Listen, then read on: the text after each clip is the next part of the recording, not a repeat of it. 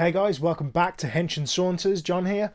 Having to use my old camera and mic setup because I forgot to charge my other setup. So I apologise if the quality is a little bit different. In this episode I'm going to do a retro review of Kick-Ass.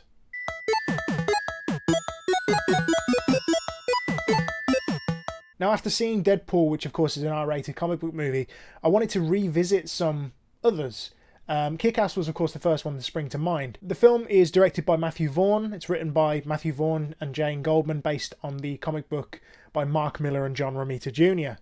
Kick-Ass follows the very straightforward story of a comic book nerd called Dave, who essentially decides to be a vigilante, decides to be a superhero, and chaos ensues. He gets caught up in the mob.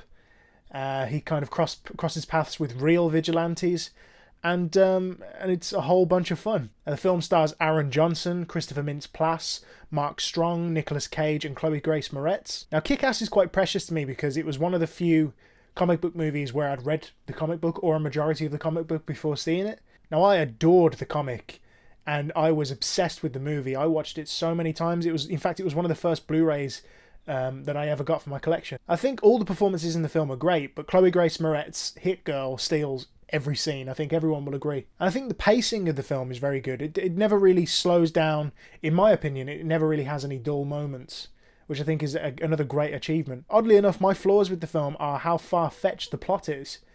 The comic book is far more fleshed out, and it's far more realistic. And I feel like a lot of that was sacrificed for the film. And also the humour worked in the comic. It was very dark, very self-deprecating in a way, but it worked. The comic is genuinely funny at times. But the film, for me, the jokes just fall flat. And it's not for lack of trying. There's many attempts in the film of comic relief. I just don't think it works. I think the liberties that the film took with the source material are very creative. However, I would have preferred a more honest, straight adaptation of the comic book, just because I think it is genuinely better than the film. I guess to summarise, Kick-Ass isn't the masterpiece I remember it as. It's just an above-average attempt at the everyman doing something extraordinary. I guess that about wraps it up. I will of course be covering Kick-Ass 2 in another video, and I do definitely want to do a in-depth review of Watchmen. So look out for those videos coming very soon.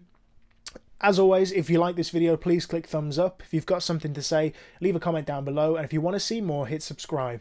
Thanks for watching, guys.